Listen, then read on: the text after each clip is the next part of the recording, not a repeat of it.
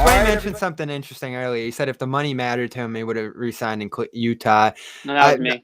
Oh, it was Jimmy. Credit where it's due.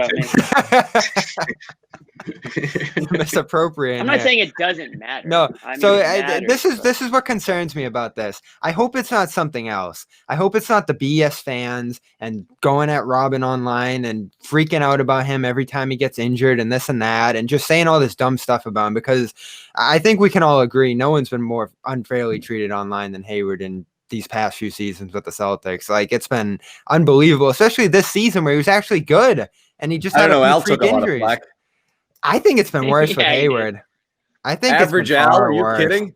Al took a lot of flack. People are looking at Al's box scores in game 2, you know, and they're like 12 points and 7 rebounds for the max contract. Well, this is the problem, and I'm glad you bring Al in on that. Now, like, it's not that the athletes can't tune this out. But then again, he left. But when you go into their family members, like they did with Anna, like they've done with Robin, like that's going to get back to them. Like they hear that, they're like, why are they saying this? They go to them and they're like, why are they saying this? And I got news for you. It's a problem. Yeah, I got news for everywhere, you. Dude. There's they in every city. Okay. Yeah, exactly. You're gonna it doesn't matter where you are, wherever to the level of Boston. Yes, I mean, look, unless it's Miami, maybe Philly. Our live stream saw that. You know. Miami, wherever the hell you are. Players, you think Toronto wouldn't be making jokes? Yeah, they'd be all over him. Yeah, professional athletes, they understand what it is now. That they're all growing up in the social media era, and I'm sure that they coach their families and letting them know, hey, you want to put yourself out there like Anna Horford does. You want to put yourself in the middle of it all. You're gonna hear it, So. I don't necessarily think it's a problem. What about when they're telling Robin to have her baby early? Well, we might have done that too. That was more of a request than a demand. Yeah, that was more of a request. It was just kind of we were just saying work with us, Yeah, meet us in the middle. We want everything to go well, but just work it out. Right, yeah. And that ended up not being an issue. So it all worked. That falls in the passionate fan category. I don't see any lines being crossed. Come on. Yeah, I don't either. And people kind of right. I think he gets. I don't think that's not going to factor into his decision. I would be. Plus, also there's a massive homery base here too. There's a lot of defenders out there for every one. Jimmy Toscano out there, friggin' Yahoo. Just throw. Right. Yeah, right here, right. Then there's this version of Jimmy. Yeah, I can play both sides of the equation. There's fanboys with his hard hat. There's a lookalike defending him over here. So I think the thing we didn't mention here, the trade ideas, that's the other aspect to this, especially if he opts in. He's got to opt in. Yeah, if he opts in, there's a strong case to trade him, and that's where I was a week ago. Right, that's what we said last week on the pod. Yeah. Was trade him if he opts in. You can't risk him not being here. You really have to tear it up and resign. You have to opt out with a resign or opt in and trade. You cannot lose the asset. You can't have him walk. So you almost have to trade him. So if you're Gordon Hayward, knowing that, pick your destination. So he opts in. He's not on the team anymore, according to you guys. If I'm GM, I don't know what Danny does. And they don't have to do it right away. They could always wait till the deadline too. Yeah, you wait to the deadline. It's a good point, Jimmy. Wait to the deadline. If you Jimmy, screw up the whole team. Hey, if it turns into a championship, Jimmy, you don't think it'll be worth Jimmy, it's a good point though. If his numbers go down, you can bring him back at a lower rate. Sorry. If he opts in, he knows it's a certainty. He gets traded, so why not pick your own destination? Then again, you're only being traded for a few months, and you get to pick it anyway. Well, you don't get to pick it because it's only Cleveland, Atlanta, and New York. Like, they're limited, so that's the other side of that. You're not going to trade him at the trade deadline. Is that what you said, Josue? No, I'm saying, like, if it was up to the trade deadline, that would be the last possibility. But then if there's nothing there, which probably won't be, you just keep him for the playoff run. And if it turns into a championship, who's going to complain? Well, no. If it turns into a championship, I don't think anybody would complain. But that's a massive if. You're NBA Finals appearance. Maybe. I don't think you can treat this year as an all-in year. There's just too many other great teams. You're not. Like I said, you're building for 2023. Are you?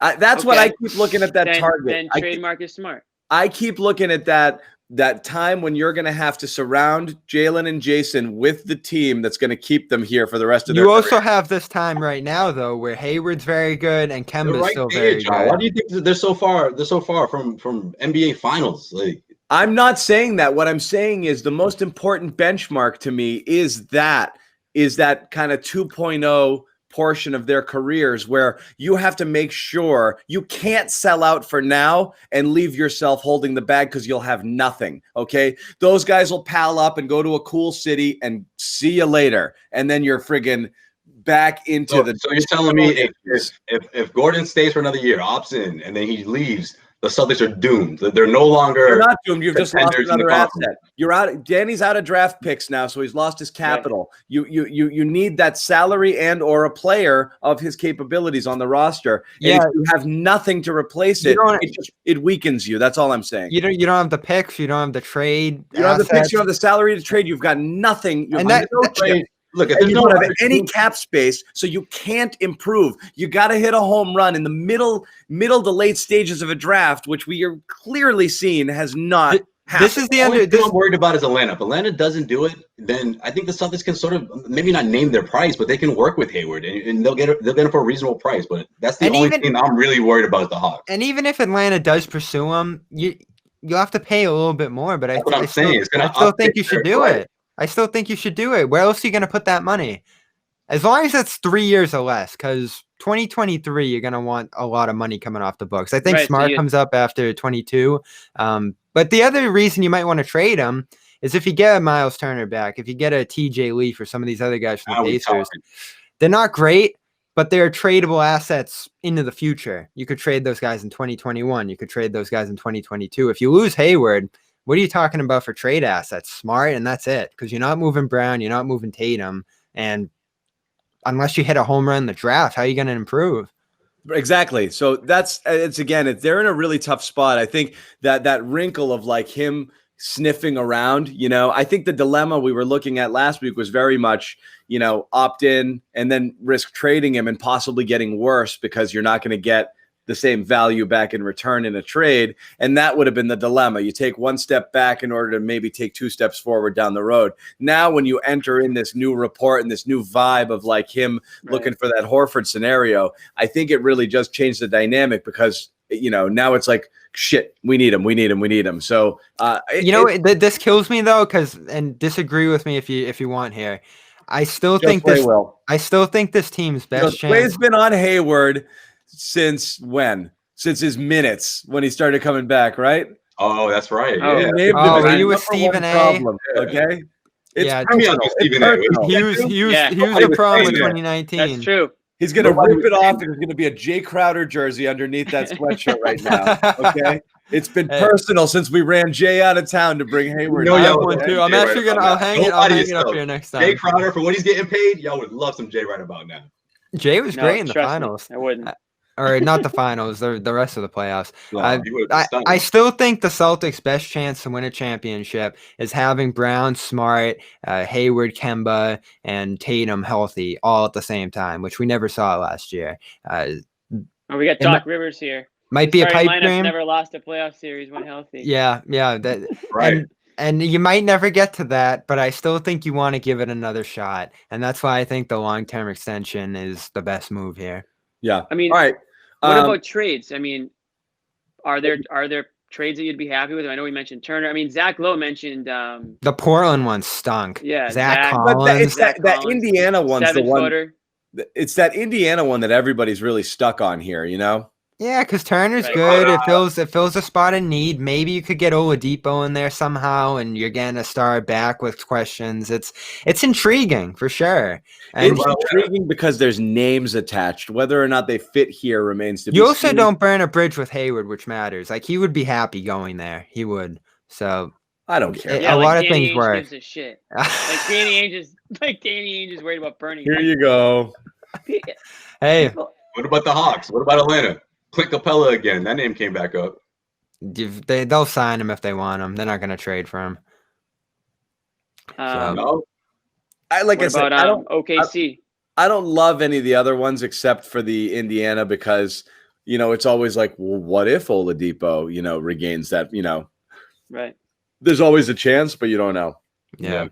All right, we spent a long time on Hayward. Let's move on because we're going to keep talking about it because it's going to continue to be a story. What's our date for free agency, Bobby? None yet. I know. Where are they? What's being kicked around now? I know it's not settled.